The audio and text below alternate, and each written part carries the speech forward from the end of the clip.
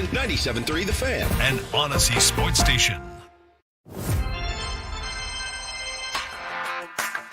It's that time, Prior Faithful. Time to discuss everything going on with the Padres. We've gathered the entire 97.3 The Fan crew together to bring you the most in-depth discussion on the Friars in our weekly Padres Roundtable, presented by San Diego Roundtable Pizza. Here's your host, Ben Higgins. And we are back. Hello, everybody, and welcome back to our 97.3 The Fan Padres Roundtable, presented by San Diego Roundtable Pizza, with a slightly different cast of characters. But I wanted to start by apologizing to all of San Diego, let down last week because we didn't have a roundtable. I'm sorry. We chose to air the Padres game last week instead of preempting it in favor. I think people would rather hear us talking about the team than actually listening to a game. But we're back and should be good to go for the next Thursdays. Let's introduce the cast this week, because with Tony Gwynn Jr. traveling and Woodsy in quarantine, we've got a couple of replacements this week. But we got our regulars, Chris Ello. Regular. We've got Craig Elston. Still here. Annie Halbrin. Hello, Ben. And joining this week, very excited to have Braden Soprenitz. What's going on? And Matt Scraby. Hello, here on the everyone. Roundtable. All right, let's jump right in. Obviously, Padres have been playing good baseball over the Mike Schilt, we know the Padres have been playing good baseball over the last 3 to 4 weeks, winning 7 of the last 9 series. We're all made that clear. Very positive about it. And Mike Schilt had some, I don't know if I would say testy reactions, but certainly confrontational answers following the 9-1 loss to the Marlins on Wednesday, when he said, why aren't we talking about the positivity? Why aren't we talking about a team that is playing well? So my first question to you guys today, and I'll start with you, Chris. Yeah. Do we as a fan base, do we in the media focus too much on the negative about the San Diego Padres rather than the positive? I don't know if we listen to the fans who listen to our station that think we're paid by the team and we're way too kind and way too positive. Now all of a sudden we're not positive enough. I think, I'm going to stick up for my guy, A.J. Cassavell. I think he had every right to ask the question he did. The Padres, I was thinking about this today. They've won 7 of the 9 series, which everybody's made very clear. Their record during that time is 16-12. So they haven't necessarily run away and hid from the division during this stretch of games. And I liken what they've done to somebody who's got a 25-game hitting streak but goes 1 for 4 every game. You've got a 25-game hitting streak, but you're still hitting 250. They have yet to put together a good stretch of 5 or 6 or 7 ball games. They haven't swept a series. I think it's fair to ask the manager, when he expects that to happen, or if he's at least looking to it, because his answer almost made us feel like 2 out of 3 is okay. In a lot of ways, if you watch the way they played yesterday, the Padres seemed to think 2 out of 3 was okay as well. Because they didn't play very well in that game. Yeah, Craig, do we overreact to every loss? Are we over-emotional as baseball fans? Or is Mike Schilt not understanding the mentality of fans and how we do think? I think there's a general lack of accountability in stepping up after you lose by 8 runs and completely get bombed off your home field, which is something that happened more than once during a 6-game homestand. The homestand started with a blowout loss and it ended with a blowout loss. And walking in and pretending like what we just watched was great, or being like, "Hey, I said it's not clean, so therefore you can't say anything else." So no. I don't think what I think is that in the media, we're in the day-to-day content business. So we do ride the waves every day. And what does this team give us? High, low, high, win, win, lose, lose, win, win, lose, lose. You went through it today on your show. 3-3, 2-4, 4-2, 3-3. So don't pretend that you're playing great baseball when you're playing 500 baseball. Show accountability when the time is right. Annie, Mike Schilt, just from the last couple of months, just seeing how he has reacted. Is he being reasonable in his takes about how we talk about his team? I think that there's a few things to remember with Mike Schilt. One, he's looking at how far maybe the team has come since the dysfunction of last year. He is also looking at players in terms of, we had a conversation on the field about this last week for a long time. The only time he really gets upset with a player, he said, is if they see an opportunity and they don't take it. And I was like, well, even if they run into an out, even if it's not a good play, He doesn't care. He wants it to be a teachable moment. He wants them to get better so that when they do get into those situations in the postseason, if they make it, or later in the season in big games, they feel the trust and the aggression to be able to go for it. But so take that mentality and now extend it later into these post-game pressers. That is kind of the lens that he's viewing it is, wait a second, we've been doing some really good things. It wasn't like us to have those errors. So overall, we're playing good baseball. Now, I do not have any issue. And those questions need to continue to be asked by AJ Cassavell, by Kevin Acee, by whoever's in those post-game press conferences, because that is the job of the media. And I don't know that it was I just don't think that there was any problems with that.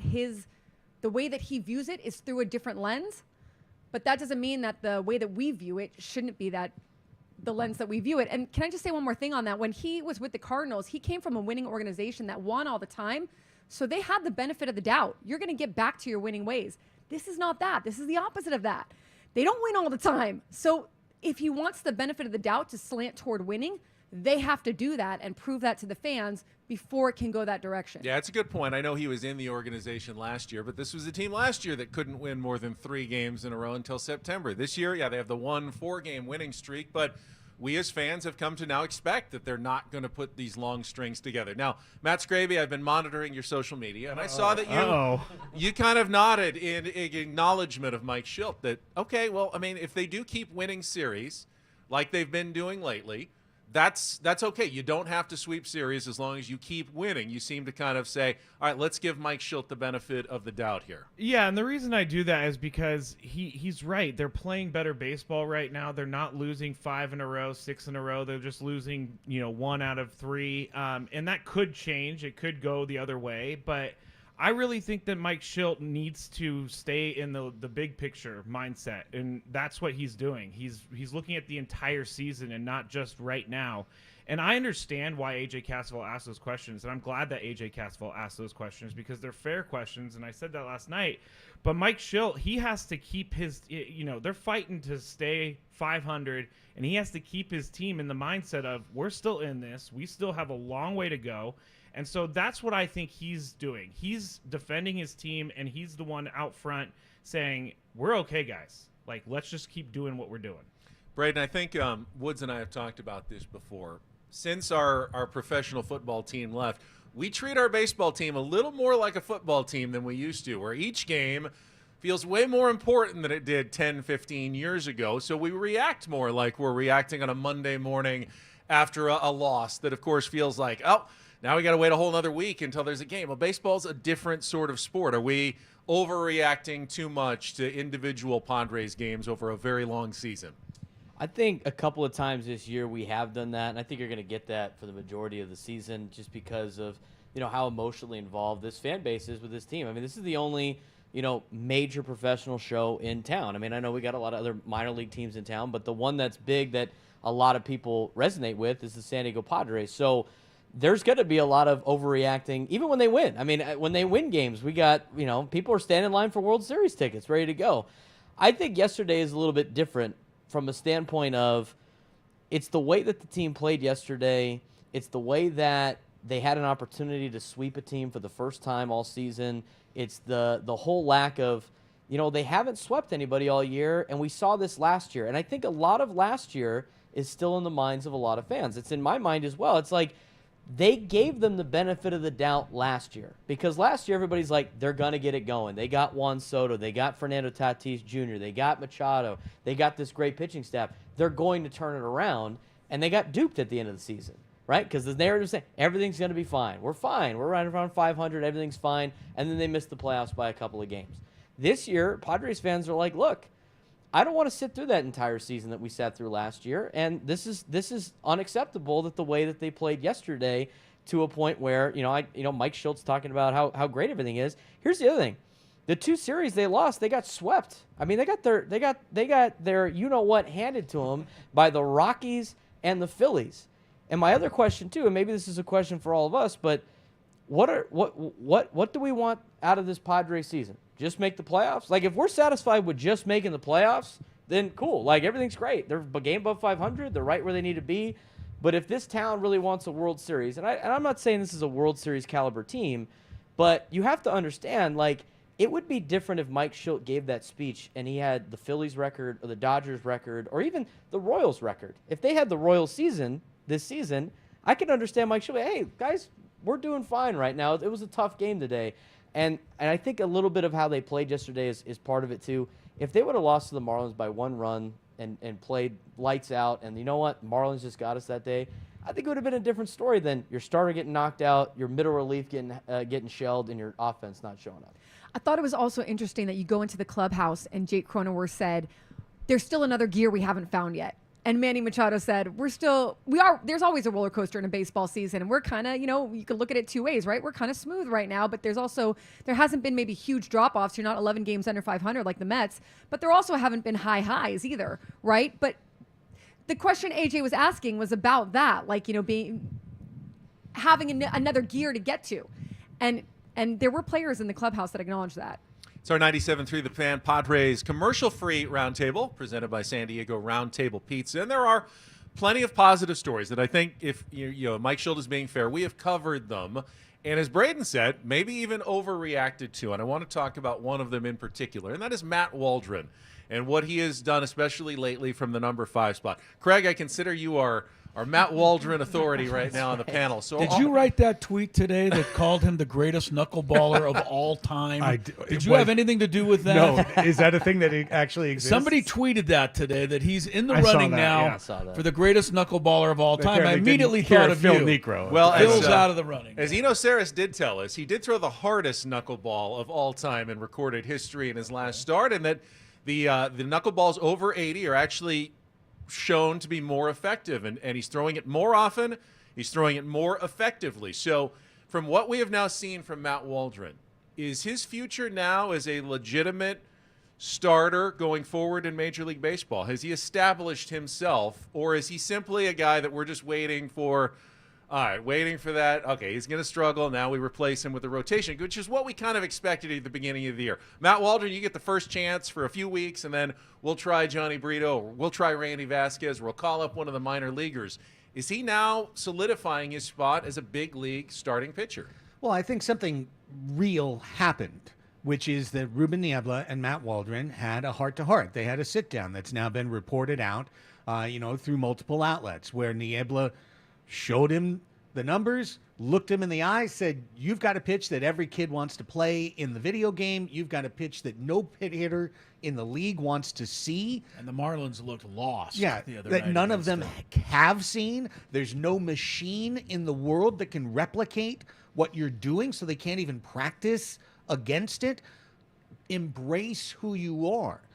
The Matt Waldren who came up was a reluctant prince. He didn't want to be a knuckleballer. He wanted to be a big league pitcher who just has a knuckleball. And you know what that guy does? He gets shelled around, and he gets knocked around a lot because his other pitches are all below average. His knuckleball is way above average as a major league pitch. It acts as a curve, a slider, a changeup, like kind of all at the same time. So a Waldren that's throwing 50% knuckleballs is a completely different guy than the one we debated like 4 roundtables ago. This is a real change. As long as it continues, I think he could have real success. But Braden, knowing that the knuckleball will fail on certain days in certain conditions, as an overreacting fan base, can we tolerate a Matt Waldren that's just part of the Padres starting rotation now going forward? Well, I think as long as the catcher catches it, we'll be in a good spot. But, to me with Matt Waldren, And Craig said his knuckleball is an elite pitch because of a couple of things.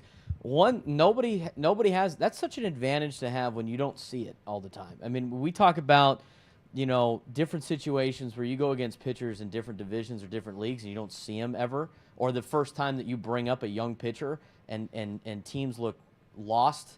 Like when Ryan Weathers came up in that playoff game in 2020, the Dodgers had never seen him before. And they can look at books all they want, and they looked lost against Ryan Weathers.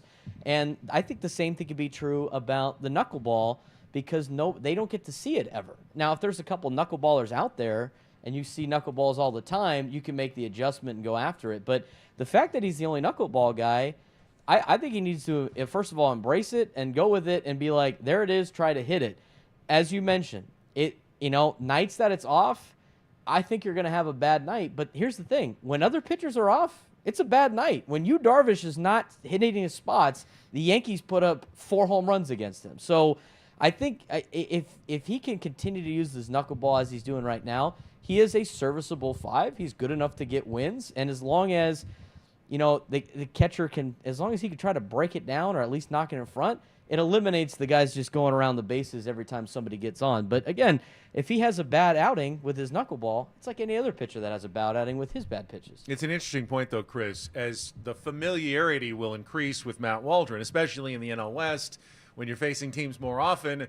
Can we just expect that knuckleball's novelty to start to wear off at some point? I don't know. I mean, because, again, he's the only one in the league, right, who's throwing it. So they're not going to get a lot of familiarity, even the teams that face him 3 or 4 times. That's not a lot of at-bats. I mean, I think the Marlins could have stood up there all night with a tennis racket and not made a whole lot of contact the other night. They look completely befuddled. So, hopefully this keeps working for him. I think he's established himself in the rotation, which was kind of your original question.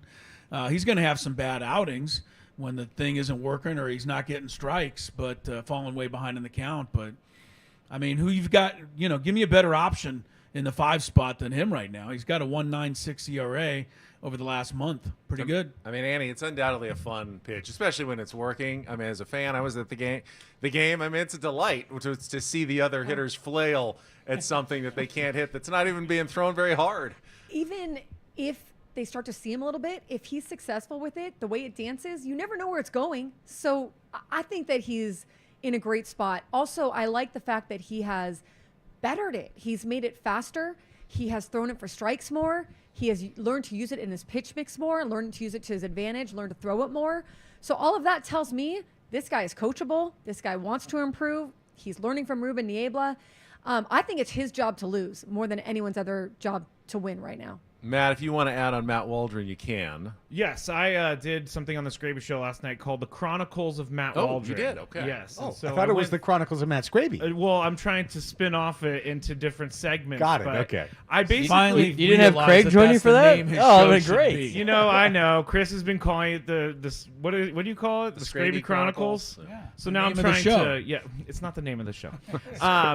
But what I went through and what I wanted to prove is that Matt Waldren all season long has been pitching with the pressure of being removed from the rotation, and he was the first guy out. And so when I was going through his game log, you see when he gives up 7 runs, and then he came right back and he locked it down. And then the last 3 starts he's struck out 25 guys, which is the second best in all of baseball. So he's getting stronger, and that I love that about him, that he's like you said, he's coachable. He's doing things that the coaching staff is telling him. He's throwing that knuckleball, and like Craig said, he's embracing the knuckleball. I gotta tell you, I play MLB The Show all the time, and throwing the knuckleball is really tough in MLB The Show. You should watch Chris Ella try to hit a knuckleball at softball. I have a hard time hitting it, too. It's tough. That's how I swing, yeah. But just off of when dances. when Skip Schumacher's clubhouse is like, we didn't know how to prepare for it. Like we asked, we had a hitters meeting. We tried, no one really had any insight. Can't cue the machine up for it. It's an advantage for sure. And one last thing, Chris and I were talking about this, or Adam and I were talking about this yesterday, but Matt Waldren, they brought up Randy Vasquez, saw what he had. He's not a starter, so Matt Waldren bought some time. Joe Musgrove gets injured. He buys some more time. And what he's done with that time is got better. And he has, I think, solidified. I said last night through the All-Star break, but I can't see him leaving the rotation unless he completely falls off. Well, speaking of MLB The Show, Matt, Yes. they have increased the pitcher rating for Jeremiah Estrada from 57 to 99, the best in the game based on his current 13 consecutive Major League Baseball record strikeout streak. I played with him last night. It Did was you? great. Okay. got And his he new plays card. with him, and he was more excited about getting to play with his own card on his game because he's a huge gamer than anything else. The attention, the rewards, the potential riches that came with striking out a Major League record 13 batters in a row. I don't know if this is a fluke, if this is sustainable. He's so unproven in Major League Baseball. He's throwing great, so I'm not going to ask you to speculate down the road for Jeremiah Estrada, but I will ask you all to speculate on this record, which currently stands at 13 and could even go higher if he continues to strike people out. It is the most it's ever happened since 1961 in baseball. Will this record stand the test of time? And I'll let you determine kind of what that means in Major League Baseball. But is this one that's going to be in the record books for a while, Chris? Tom Seaver was the first guy to strike out 10 in a row. He did it against the Padres in 1970. That stood the test of time. I mean, it's still the record for a starting pitcher in one game. So, yeah, I think 13 is going to be there for a while. And we keep saying it's the most since 1961. It very well might be the most ever. We just don't know before 1961. And I said yesterday, I had just the best time watching him set that record on Tuesday night. I am known to myself and others for never staying through the ninth inning of a game. I have to beat traffic and get home. But I wasn't going anywhere Tuesday night. I stayed to watch him try to break that record. And the more I've thought about it, I've actually seen a no-hitter pitched. I've actually seen, a couple of grand slams. I've actually seen some other remarkable things happen in baseball. Never saw that before. I don't think we're going to see that for a while. This is awesome. So you're right. It could just be one moment in time, but hopefully he keeps building on this. Craig, how do you put this Jeremiah Estrada streak into context? And will it still be the record when we're looking up 10, 15 years from now? Okay, I want to make 3 points very quickly. One, Seaver is the true record because that was 10. Wasn't that to start the game? No, it was to actually finish the game. Okay, The last but nonetheless, 10 outs, a yes. starting pitcher striking out 10 straight in a game. Right. 13 is over the course of 3 appearances, of course. So there's that. 2, no, it's not going to stand the test of time because Estrada is going to break it himself when he strikes out his next batter Yes. on Friday. So it's not even going to last 2 days. It's going to be broken on Friday. And after that, someone else will break it because the previous was 11 and it was set last year. So, yes, we talk about 61, but 11 was set last year and tied last year. So as long as you have the type of relievers throwing 103 with Funko balls, somebody is going to come along and strike out the side 6 straight times. Yeah, Braden, there is a change in the game in terms of batters who will still try to hit home runs with 2 strikes and relief pitchers who will be max effort and are only expected to face 3 batters.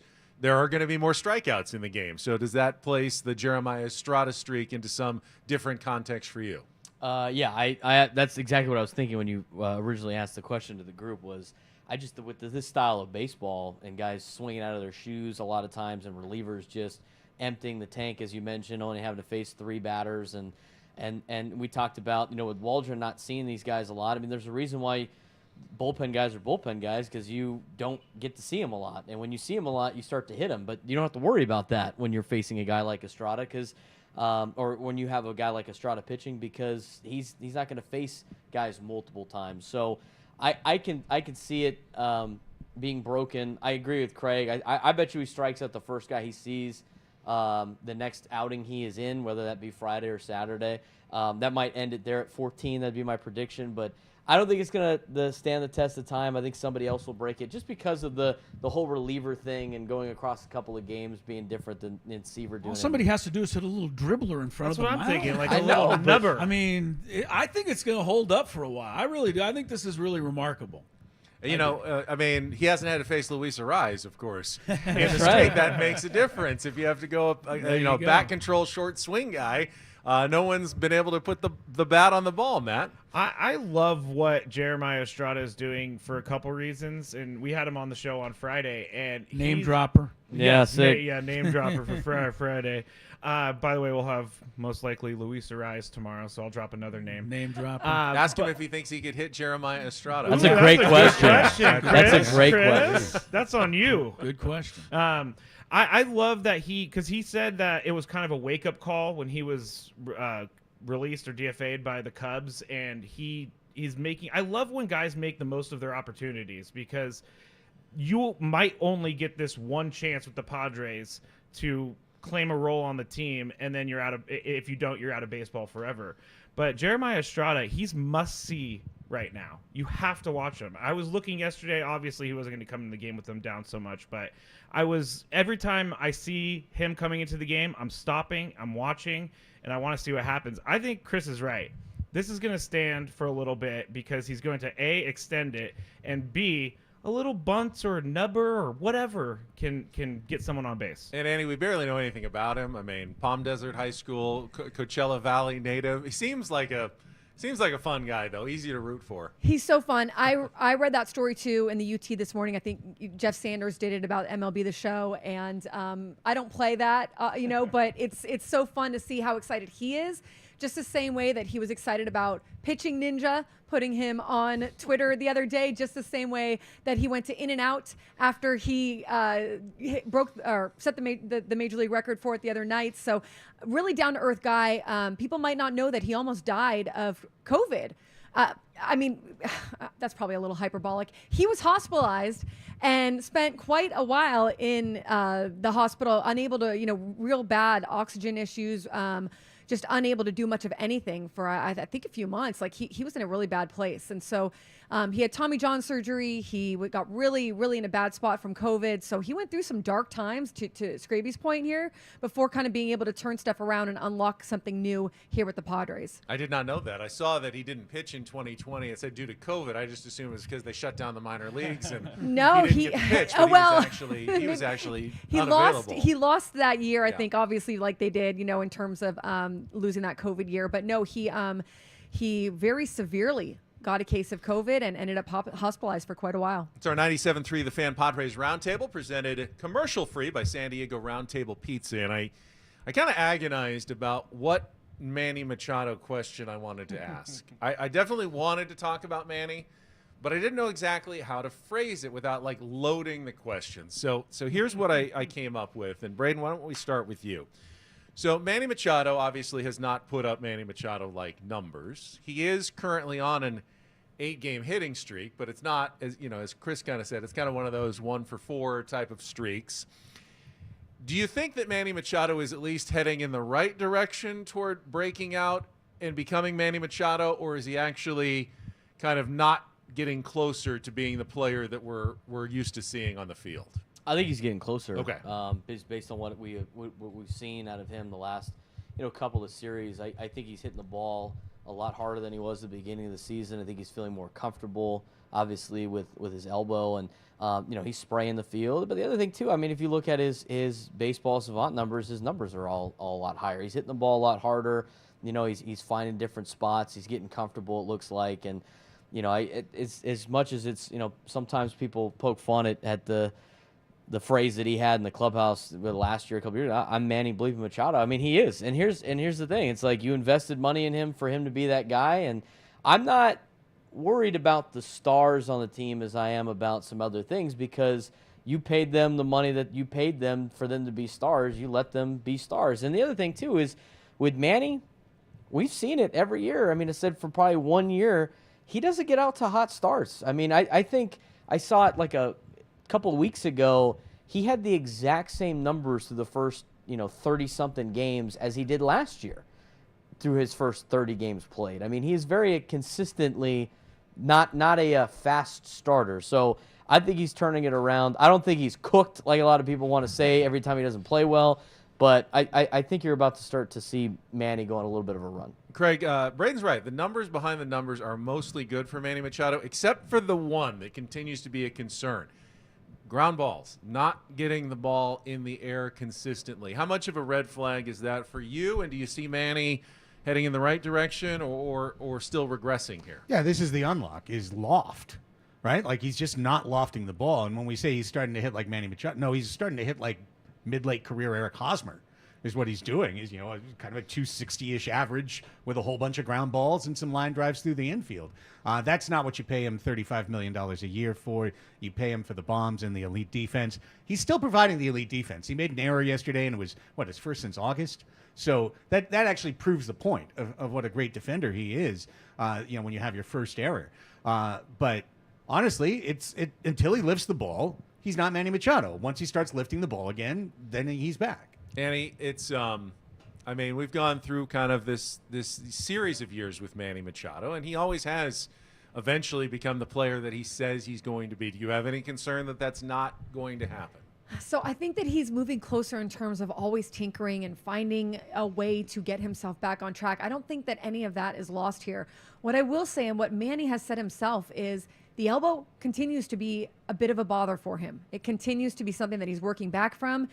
He doesn't exactly feel totally like himself yet. He said to media earlier this year that he doesn't know if he's going to be fully back until 2025 in terms of just the health of it, and how it feels when he's playing with it. So I think he has good days and bad days, and I think that's what's maybe hurting him a little bit right now. Can he get there? Absolutely. But that elbow might be a concern going forward, at least for this year. Matt, what are your Manny Machado thoughts here? Yeah, I agree with Annie that his elbow has to be hurting him more than he's leading on. And we seem to forget that Manny played through a pretty terrible ankle injury a few years ago when I think it was in Colorado, that he stepped on the base, and he came back, 12 days after that, and he was doing everything he could. He told us when we went to another name dropper moment, but he told us that he was doing treatment on it every single night. He's going to bed with stuff on his ankle. Manny Machado doesn't complain about injury, and he's not going to use injury as an excuse. But I think we need to at least acknowledge the fact that he is somewhat injured, because he came back this year when we didn't even think he was going to be there for the first month, but he was there game 1. And I don't know why people give Manny such a hard time, because he is out there every single day that he can. And we say it on Gwen and Chris, your best trait is availability, and Manny's available. Well, Chris, and Woods would rail against it, but a lot of people say Manny doesn't look like he cares out there because of some of the body mannerisms out on the field. And I will push back on that. I know Manny Machado cares deeply. He doesn't care about what you think about whether he cares or not, right. Which is like Jerks and Profar. He always looks like he cares. But does it matter what you look like you care if you actually do care? And do you think that he's headed in the right direction? I'm concerned. Okay. Here's the first thing. We can blame all this on Luis Arraez, because he has not homered since Arraez got to the Padres. And that is just a strange coincidence, I'm sure. Arise in the fall. Right, thank you. His last home run was the day before Arraez got here. So that's got to change. Here's my concern, the elbow. I'm not seeing consistent line drives to right center field in the air. And to me, until I start seeing, flyouts to deep right field, right center, and the ball in the air, then I'm going to be concerned that he's not there yet. He does have the ultimate confidence that, at the end of the season, the numbers will be there. They always are. I do love the fact that he posts every day, as he likes to say. And what we actually say on the show is your best ability is your availability. That's it. Okay, so if you're Coach. going to That's quote it. the show, please Coaches basketball, be accurate. great, and Yes. coaches But football. yeah, I am a little concerned true. until I see it. Some good hard contact the other way. I'm not going to think that he's ready yet. All right, we got breaking fake news in on the Padres Roundtable. Rob Manfred has just moved the trade deadline up from the end of July to the end of May, and A.J. Preller only has 24 hours to make a move. I was worried there for a I second. always appreciate Ben's half-hour point. Yes. Yes. The roundtable 45-minute question. seventh inning stretch is This great. isn't even the seventh inning stretch yet. That's what I'm most excited about. You're grinding through My the fifth point inning is, right now, Annie. if AJ did have to make a move in the next 24 hours, where do you focus on at this point in the Padres roster? Like, what would you have to do right now if you had to make a move, your last move? Where is it that the Padres need the most help, Annie? I'm going starting rotation, Yeah. and especially if Yu Darvish has a hamstring issue that lingers longer than anyone thinks. No, I'm going starting rotation. I think, look, you've improved the lineup. These guys need to hit. The ones that aren't hitting, and hopefully the ones that are don't fall off too hard. And the bullpen, hopefully they've got enough arms in there. I go starting rotation. I mean, I agree with you because you always need more pitching, especially starting pitching. But they just finished an entire homestand in which they scored barely 2 runs per game. Matt, is there any thought that they need another bat somewhere in this lineup? Where are they going to put it? I don't know. They have so many In the infield. log jams. No, they don't have any I think we room should in get a the shortstop. infield. Yeah, they need a shortstop. Oh, do they? Do they? Well, I mean, Fernando's next up because that's the reason he's playing like he is, because he's not playing shortstop. I think you have to go with pitching. You can never have too much pitching, and the Padres have had some injuries. They need to keep their pitching up because if their offense isn't going to perform on a day-in, day-out basis, they need good pitching. Bat or arm, Braden? Well, I mean, reality is they need what every team needs at the deadline: a power bat, a bullpen piece, and a starting piece. So out of the one move you'd have to make, I mean, just to be a little different, I agree with them. I think starting pitching is probably the weakest spot. the middle of the bullpen, I think, is not very good. We talked about this on the show a couple days ago about what's been the most concerning thing to the first 50-something games. And to me, it was the bullpen, because they were supposed to be like, on paper, the asset of this team. And sure, Suarez and Estrada is doing the job, but in between is just not a lot of consistency. But I'm going to go with, just for sake of argument, I'm going to go with a power bat. And for me, I mean, look at all the numbers on this team. The slugging percentage for all of the players is very poor, with the exception of Profar, who's having a career year. And it's great that he's having a career year. And I hope he can keep it up. And I hope this is the best year he has ever had in his career. But it's just him. And if you go through the roster, I mean, if you really think about it, you go through the roster, they don't have any power bats. They got Fernando, who to me is a junior power bat. I think he will be a power bat when he's at his prime, 28, 29 years old. But he's still 25 years old. He hasn't even gotten his man strength yet. Manny Machado and Xander Bogaerts, those are two line drive hitters. They were never big pop guys. When they hit the ball out, it's because they hit the ball hard. You go through. Merrill's a base hit guy. Arise is a base hit guy. Jerickson Profar is a base hit guy. Maybe a little bit of pop of a Camposano. You got no real pop in the lineup. So for me, it would be to bring in a big bat. Where do you put him? I'm going to be honest with you. If you bring in a big bat, this is going to, I'm sure the chat is already going to be upset at me. Hot take alert. You get a power bat, and it's a little bit different right now because Bogaerts is out, but let's just say everybody's ready to go. I think you got to take Kim out of the lineup, and he's got to be a defensive replacement because that's where he's at right now. So that's where you would have to put him. You would have to move Bogaerts back to short, Cronenworth at second, or maybe Arise because Arise likes playing second, whatever. Figure out what you want to do, and then you move him into the DH spot. So what happens there is you get more depth in your lineup. I'm sure you hurt feelings, right, because everybody loves Hassan Kim. It's great. He's a good player. He's a great defensive shortstop.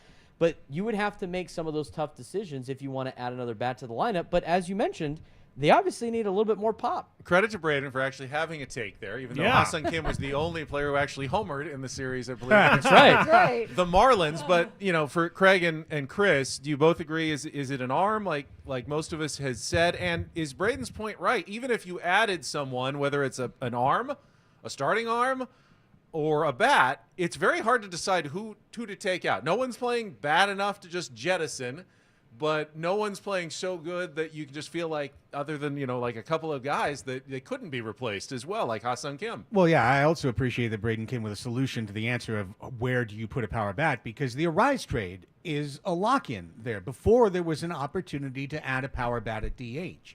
But once you added Arise, now you have to say, okay, who are you going to sit? Bogaerts right now is the obvious easy out because he is injured. You assume that he'll be back later in the season. Anyone ever could add a starting pitcher. The question is, how democratic are the Padres really going to be? Their worst performing starter this year has been Joe Musgrove. And now their second worst is almost kind of a King Waldren tie, the way that Waldren has been pitching. So whenever I hear add a starting pitcher, I'm also just hearing, well, just toss Waldren aside. King's the guy who could go to the bullpen and immediately give you another impact arm in the pen. Who's done it before. Correct. If you made that move down the road or in the playoffs, et cetera. The Padres aren't ready to do that right now. So I'm going to go to one spot that no one has mentioned yet, and it's the worst performing position on the team. Catcher. Luis Camposano for the last month has hit just like Kyle Higashioka, which is not at all. He's hit 100 with no power for a month straight. By the way, he doesn't play very good defense either.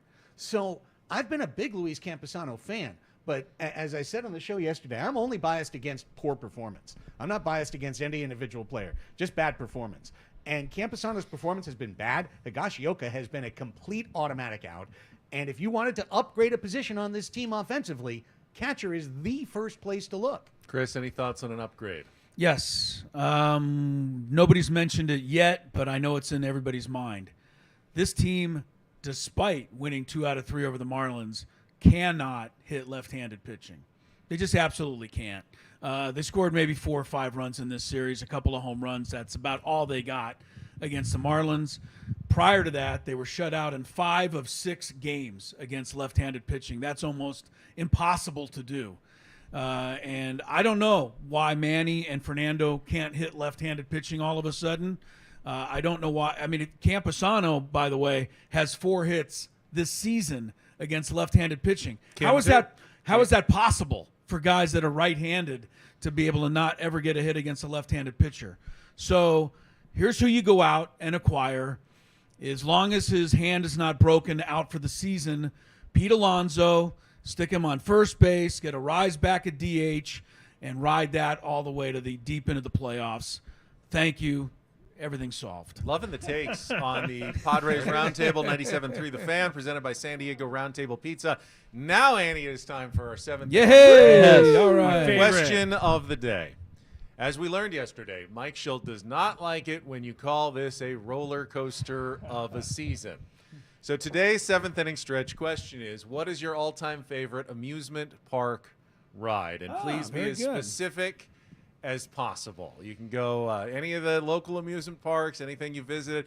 Go, high speed, low speed. What's your favorite amusement park ride? Annie's a thrill seeker, isn't she? Yeah, I love. She loves the roller coaster coasters. rides. I love scary roller coaster rides. I love rides that drop me right from the top to the bottom. Really? But because we got into such a big thing about this on the Annie and Nelson show, I'm gonna go with just Tower of Terror. It's just a treat. I love it. I'll go on it over and over. It's lovely. Have you been on the new one? The new The one Guardians is of like the Galaxy. Yeah, Yeah. it's the same. The drop is the same. Right. Yeah. Have you been on the new one? I have not since it turned over. Oh. Yeah. Scraby? Annie, when You the would show's like to over, say- you can just go jump off the roof. It's pretty much the same thing. Whoa, whoa, whoa. I mean, you can have a parachute. He allowed you a parachute. Brandon, That's so nice. don't we have like tickets to? Shouldn't I be gifted something? I here know, to I be know able the to go to building gets Disney Disneyland? tickets, but the That's the rumor. yeah, now part, that I've talked about it so much, I've never so seen much it, pub. actually. yeah. Well, there's there's I have people in the other. tickets for Disneyland before Yeah. from the station. So. I know they're around. They magically get taken up by a lot of people around here that are not us. My favorite amusement park ride, I love roller coasters. The one thing I cannot stand is the one where you go all the way to the top and you drop. I'm not a fan of nothing in front of me. That's what she just said. The I one know. likes. She loves it. I hate Go it. to Disneyland with Annie then. There is. I went to Busch Gardens, Tampa, one time, and there was this ride called Montu, and the reason I remember it is because it was one of my first roller coasters I've ever been on, like big person roller coasters, and we used to just go over all the alligators below. Wait, So real you would come alligators? down and you would real alligators right below your feet, and it was awesome. I went on that ride maybe 10 times, so I'm gonna say that one. That's Great. amazing. Well, I mean, there's a ride that I can't say it's my favorite just because I've only been on it twice. It was a long time ago, but that Expedition Everest ride over in Disney World was pretty awesome. But my all-time favorite ride that I will go on all the time is Big Thunder Mountain at nice Disneyland. one. I'll go That's a on good that call. all the time, all day, every day.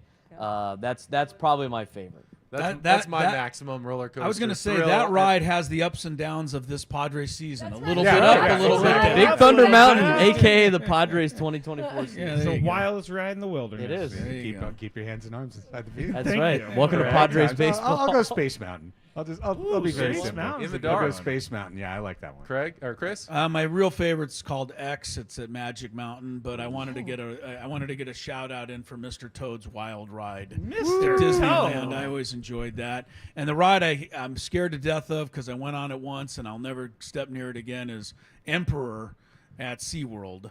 Because that one takes you way too high and I love drops that you way one. too far. I figured you would. The only thing I don't like is that it's over a parking lot, and so you're like, it's. Oh, That's that the one only left scary my thing. stomach up on the 25th floor. I'm not a thrill seeker at all. I think I'm more about the nostalgia when I go on rides, Yeah. and I love a nice, cool, dark ride. So Pirates of the Caribbean Yeah, is you always- go. is That's always my. It's just excellent. enough of a thrill at the beginning when you make the drop, and then right. you just 5-foot drop. You sit in the air conditioning and just ride. The through real ride and problem relax is now the that you whole way. mentioned that, That's a I'm going to great have one. the song Yo Ho in my mind the rest of the week. Or Kid- Haunted Mansion Kid, also. yeah, a that's great a one. great one. Haunted That Mansion. ride's hilarious. Kid nostalgia, the Cars ride's great. Going through Cars Land's phenomenal. All right, let's get back to some Padres talk here. Do we have to? Yeah, okay, so we just talked about AKA hypothetical Big A.J. Thunder Mountain. Preller moves. 10 years as general manager. I want to bring up the point. Padres are a game above 500, even though they've shed nearly $100 million in payroll. got the team to the NLCS a couple of years ago. But given the context of everything, is he doing his best job as a general manager, Chris, this year? This year. This year. Is this the best job he's done so far? I think you could make a case for that. But here's, Craig has been on this for a while, and I've kind of jumped on this bandwagon. I went back middle of June of 2022. It's over 300 games ago. This team has been 500. That's with Juan Soto and Manny and everybody. That's without Juan Soto. That's with Bob Melvin. That's without Bob Melvin. It doesn't seem to be that this team can get away from 500. So, is this his best job? I don't know. They're at 500, which is where they've been for 2.5 years. But, Craig, doesn't it have to either kind of be 2022 or 2024? Because 2020, I mean, they had a good short season record, but the moves he made at the deadline were awful in hindsight. Years. The rest of the years really haven't been good. And he had all kinds of resources in 2022 to work with that he doesn't have this year. Is this peak A.J. Preller this year? It's a hell of a resume you just laid out there. It is. I think this is the best job he's done. I think that much like the 2016 to 2019 period of his general managerial career, when you put restrictor plates on A.J. Preller, force him to be creative, force him to look for solutions in the shadows, I think he's pretty effective at doing that. And then when you give him an unfettered budget and unlimited opportunity, he makes gigantic mistakes that can haunt the franchise for years and maybe a decade to come. So the Cease trade is undoubtedly a good trade. The Arise trade is undoubtedly a good trade. And I just think overall the roster is better constructed. But Braden, he's been a pretty good bargain shopper. I mean, we know he's a good talent evaluator in terms of the draft and minor leagues. And he's done a nice job on the fringes with the Donovan Solanos of the world, David Peralta, Jurickson Profar for $1 million. These have all been really good decisions so far. I think this year he's done a great job for the cards that he was dealt, right? I mean, he's got to stay underneath the competitive balance tax. That's something we didn't even discuss during the trade part. I mean, can they afford a starting pitcher? They're like $13 million away from hitting that mark. And for me, I can't believe a team that has done so much to stay underneath that mark to just blow it at the trade deadline to try to add all these pieces. So they might not make a starting pitcher move because they might not be able to afford one financially, and I know you're going to inherit half the contract or whatever it is, but in terms of the hand he was dealt, I think he's done a really good job. Has he always been this great? Not really. Has he been poor at making a complete roster? I think it's fair to say yes, but this year, addressing a need in Arise and bringing him in, addressing a need in Cease and bringing him in, two guys that don't cost you a lot of money, getting the Marlins to pay for Luis Arise's entire contract this year, except for the minimum you have to pay. I mean, he has done a phenomenal job. And as you mentioned, with Solano and Profar and some of these budget moves have been great. And you know what? He's trusted in his young guys to come up and do well too. And Jackson Merrill's done a great job for the Padres also. So record-wise, as Chris said, I mean, you are what you are, and it's 500. But what he has been given, he's made a pretty competitive team for a team that, on paper, going into spring training, was expected to come in fourth. And Braden makes a good point on the luxury tax. The longer you wait, the less of a prorated salary you have to pay. Perhaps the more expensive of a player you can afford if you wait until late July as opposed to pulling the trigger earlier in the year. Thoughts, Matt Scraby, on A.J. Preller? Yeah, I love the creativity. I love that he was able to bring in Dylan Cease for $8 million. I love that he was able to flip Drew Thorpe so quickly and block the Yankees from getting Dylan Cease, according to all reports, Luis Ariz. And Braden's right. Getting the Marlins to pay for most of his salary is incredible. And I also agree with Craig that when he has an unlimited budget, he might think too big and he might spend too much. But when he has to be creative and he has to think outside the box, I think that's when he does his best work. And this year, he's done a really good job. Annie, what do you think? I think this is his best year in terms of that, like agreeing with all your points. You know, the Jeremiah Estradas, the Luis Ariz, Dylan Cease, Donovan Solano, but I think you just can't look at it in a silo. Like, they are in this position because of some of the moves that they've made earlier that didn't work out. And you're not going to hit on every move. It's ridiculous to think that these guys are going to hit on every move in the front office. But there are some that I think would have freed up an opportunity to get some other players in on the roster that also could have helped had they not been made earlier. It's our 97.3 The Fan Padres Roundtable, presented by San Diego Roundtable Pizza. Final few minutes, I want to address a story that was in the news this week. We talked about it on our show. I'm sure you guys have as well. The decision by Major League Baseball to officially incorporate Negro League statistics into the MLB record book this week. I said, to me, it makes logical sense because – I mean, even the American and National Leagues didn't compete against each other back then. And from every bit of evidence we have, the competition level was just as good. So why not combine them all together? But they weren't the same leagues. Do you agree with that decision? Is it okay to even disagree with that decision right now, Chris, in our current climate? No, it's not. But I think, I like it. It's going to take me a while to get used to it. But, they finally got Barry Bonds' name off the top rung of the home run list. So I think that's what they were really after. It's interesting. Eno Saris joined us, Craig, and said every number, every record, anything in Major League Baseball requires context. And if you're not looking at a record book without putting it into context, you really aren't understanding baseball. And I thought that was real wisdom. And whether you look at the record book and see Josh Gibson or Ty Cobb atop the averages, everything has to be placed into context, including Ty Cobb's career, Josh Gibson's career, Luis Ariz versus Tony Gwynn. Everything comes with contextual implications. Yeah, that's absolutely right. And I think, I guess what I would say is that I find the outrage about this to be entirely contrived because it's coming from people who, if you ask them, would have absolutely no idea who is third in history and on-base percentage. And, oh, my God, they've replaced who's third in history and on-base percentage. Well, who was that before? I don't know. And why would you care, nerd? So, from that standpoint, people who are getting mad about it, they're just getting it's like some contrived cultural grievance nonsense. The only person who should care about this is somebody who is deeply involved in statistics. And on one level, I could say, well, MLB was playing and the Negro Leagues were playing at the same time. They were separate. They were not playing one another. Therefore, why would you have them in the same table? They weren't playing one another. However, having said that, it also does not say on the American League statistics in the 1920s, non-integrated, only white on white.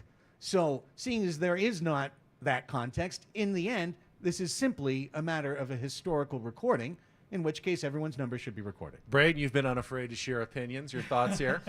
I like the move. I think it's great. I mean, if I were to pull up Baseball Reference, a couple of days ago and then do it after they add all the stats, I wouldn't even notice the difference of who's at the top and who's not. And to be honest with you, if you went through and be like, oh, if you had to click on the guy's name and it's like, well, some of them from the Negro League, I wouldn't even care. It's like they did it at the highest level of professional baseball at the time, and might as well include it. But we're talking about a league that used to reset your stats if you got traded to the other league, which was idiotic, right? I mean, they're still playing. They still do that? Not anymore. Not anymore. Not after they integrated more interleague. Matt, for me, we're just celebrating more great baseball players. Exactly. Ultimately. And I hate to bring it back to MLB The Show, but I'm going to bring it back to MLB The Show. They have a great, I guess it's like a mini game where you go through and you learn about the Negro Leagues and you play as some of those players and you do some of the things. So I've been learning a lot about that. Had no idea Josh Gibson hit 466 in a single season, I believe it was. Yeah. But he's now the record holder, and I think it's great. I mean, put everyone together and let it happen. Annie, you get the final 30 seconds. I think it's fantastic to celebrate Negro League players. They are incredible players. They should have been celebrated all along the way that they are now. I've seen the think pieces from black players as well saying, let's not pretend that they were allowed to play in the major leagues in baseball at the time. They weren't. So you have to also be mindful of that and allow for that to be the case, where let's not just pat ourselves on the back and pretend like they were allowed to be integrated. They were not. And so that's the important piece to remember here too. I would just like all of the home runs from the Negro League to be recorded, which means that Tony Gwynn Jr. of the Homestead Grays now gets to add one to We his don't total. know that. Adam Jones not confirmed seen it on our show. We got no video. did. Why did we Tony only pay him? see the last 5 steps? I That's know. what I want to know. I gotta see the Tony Gwynn You want Jr. to see pump. it, huh? It did happen. All right. Good to have everyone back together after our fun. week off. Good to have have a new couple of cast members today. Sure. Thank you for filling in. Thanks for having us. We'll see what 6 people we can line up in the chairs next Thursday after the Padres visit Kansas City for 3 and Anaheim for 3 to take on the LA Angels. Some interleague play this week, so we can all underreact or overreact as appropriate next Or Thursday. 3 and 3 react. On our next round. Ride the roller coaster. Just Big spoil Thunder the Mountain cream of at this point. Major yeah. League Baseball, San Diego Padres. That is it for us. For Annie Heilbrunn, Matt Scraby, Braden Soprenet, Craig Elston, Chris Ello. I'm Ben Higgins. Thanks for joining us on the 97.3 The Fan Padres Roundtable, presented by San Diego Roundtable Pizza. That pizza is winking at me. I'm going to go over and have a couple of slices right now. Have a great Great rest job, of your day, Ben. everybody. Good Thank job, you. Ben. Yay.